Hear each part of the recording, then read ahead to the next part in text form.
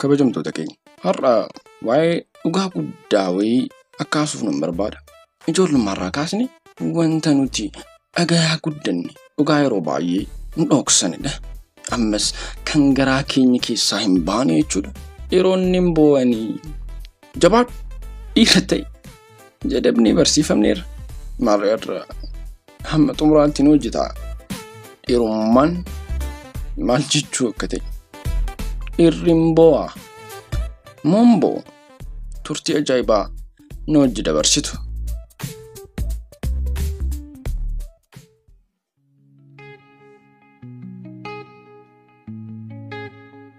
Dhiironni hin boo'anii jabaadhu dhiira ta'e. Garuu yoo dhugaa isaa ilaallu wantoonni nuti amannee ture, wantoonni nu barsiisaa nutti himaa nutis abdiin fudhannee ture hedduminaan isaanii dogoggora turanidha. Ni beektu akka ijoolleen dhiiraa rakkoo isaanii dhoksuu qaban barsiifamne, akka aarii isaanii ukkaamsanii of keessatti qabachuu qaban godhanii nu qajeelchanii,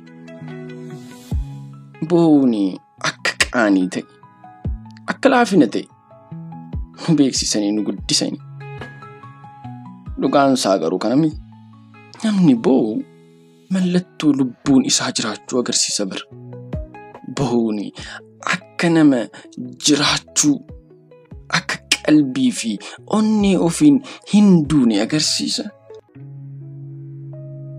Namni gadda ofii hubatu humna isaa dhugaan ni beeka. Namni gadda isaa hubate of keessaa baasuu danda'a. Nama jabina keessaa qabudha. Nama rakkoo isaa hin dhokfannedha. Nama rakkoo isaa beekee of sirreessuu barbaadudha. Garuu har'a addunyaan ergaa wal faalleessu nu ergiti. Manni ergaa wal faalleessu nurratti fe'a. Waan tokko nutti himu boodarra immoo wanta sana balleessu, wanta sana faalleessu nurratti fe'u. Akkas jedhumi ijoollee dhiiraa kana gara waraanaatti ergina, leenjifna, jabaa ta'an. Garuu akka dhiphina isaaniitiin hin mormine barbaanna bara. Akka sodaachisaa fi laafina hin qabne fakkaatan goona. Erga akkas ta'e booda yeroo aariin isaanii dhufu, yeroon aariin isaanii mul'atu ni qeeqamu. Yeroo dhiphinaan miidhaman, yeroo gadaduu isaanii keessaa bahuu yaalan nuti gara isaaniitti garagallee ni koomannaan. Sirboota keenya yoo dhageessan sirboonni tuffii dubartiin akka mi'a tajaajilamtuu fakkeessan gammachuun dhaggeeffanna. Mootummaa maatii caccabsuu irraa haa fagaatu jennee yaadnusi. Seerrii fi labsiin haa fooyyuu jennee mari'annus.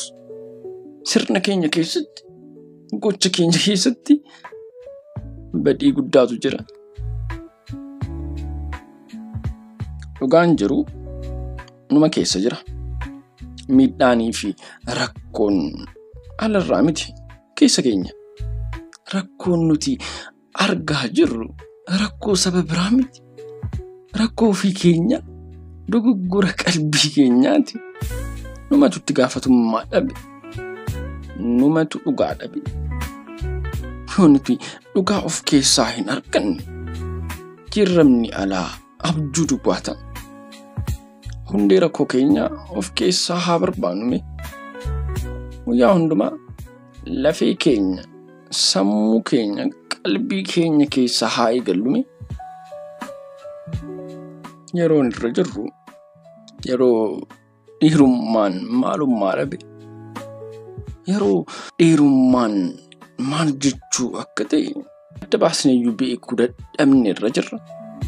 Dhiirummaan humna qaama keenyaa miti. dhiirummaan maallaqayyuu miti. Dhiirummaan meeshaa miti. Dhiirummaan inni dhugaa qalbii qulqulluu qabaachuudha. Itti gaafatamummaa ofii fudhachuudha. Namoota kabajaan ilaaluudha. Dhiirummaan humna qaamaa osoo hin taane qalbii qulqulluu, yaada bilisaa, lubbuu qulqulluudha. Dhiirummaan nama onnee qabu, nama dhugaa dubbatu, nama tokkummaa ijaaruudha. Dhiirummaan dinqisiifannaan barbaadudha. Dhiirummaan kabaja ofii fi kabaja namoota biraa eeguudha. Yaadadhu. Dhiironni hundi lubbuu dubartii irraa dhalatanii. Hundinuu gara haadha isaanii keessaa ifa jireenyaatti dhufanii. Mootii ta'uu barbaadda. Dura malkittii kee kabajuu qabda. Dubartii kabajuu qabda. Dubartiin mallattoo jireenyaati. Dubartiin madda lubbuu fi jaalalaati. Akkuma ilmi haadha irraa dhalatu, dhiirri dhugaan kabajaa fi ulfina dubartii beeka. Dubartii xiqqeessuun lubbuu namaa xiqqeessuudha. Naamusa gadi buusuudha. Dhiirummaan dhugaa dubartii ol kaasuu keessatti mul'ata. Dhiirri dhugaa dogoggora ofii hin dhoksu. Dogoggora isaa ni fudhata. Dogoggora isaa ni qajeelcha. Dhiirummaan rifeensa miti. Dhiirummaan mallattoo qalbiiti. Namni ijoollee dhalche qofaa fi dhiira miti. Namni sammuu ijoollee isaa guddisee qalbii isaan barsiisedha. Dhiira dhugaadha. Dhiirri dhugaa haqan sodaatu. Dogoggora isaa akka barnootaatti ilaala. Jijjiirama keessa darbee jireenya haaraa ijaara. Egaa kabajamtoota keenya mee hubadhaame. Isin humna hunda mo'aa ta'uu hin dandeessanii. Ta'uus hin qabdan. Hunda danda'uun sirra hin jiraatu. Hunda beekuun sirra hin jiraatu. Ka dhiiraatti iyyachuun laafina kee miti. Hin beeku. Hin beeku jechuun ogummaa kee agarsiisa. Birmannaa barbaaduun humna kee agarsiisa. Humni dhugaanii gaafa aartu yeroo aartu of ta'achuu danda'uu keedha. Dhiirri dhugaa sodaa keessa kan darbudha. Yeroo hedduu fi jabina agarsiifte. Yeroo hedduu fi jabaa fakkaattee mul'atte. Maariyaam bo'uun kee mallattoo ciminaati. Mallattoo gara qalbiitti deebi'uu keeti. Mallattoo dhugaa argachuu keeti. Mallattoo injifataa ta'uu agarsiisu keeti. Wanni guddaan ofirratti amanuudha. Abdii guddaadhaan Rabbitti amanuudha. Maarree kabajamtoota daawwattoota keenya dhumarratti walitti qabnee dhiirummaan dhugaa ta'uudha. Dhiirummaan itti gaafatamummaa fudhachuu danda'uudha. Dhiirummaan yeroo rakkoon dhufu jabaattee dhaabbachuu danda'uudha. Jireenya fakkeenyaa ta'uu dandeessa. Nama amanamaa ta'uu dandeessa. Yeroo cimaatu dhufa. Yeroo rakkisaatu dhufa. Of qopheessi. Ofirratti amanii. Rabbi irratti hirkadhu. Namoota fakkaachuuf yaa'iin. Ofii keetiif dhiira ta'e. Cimadhume. Yoo dhugaa taate gara fuulduraatti tarkaanfatta. Kabajamtoota daawwattoota keenya dhiirummaan kana qofa miti.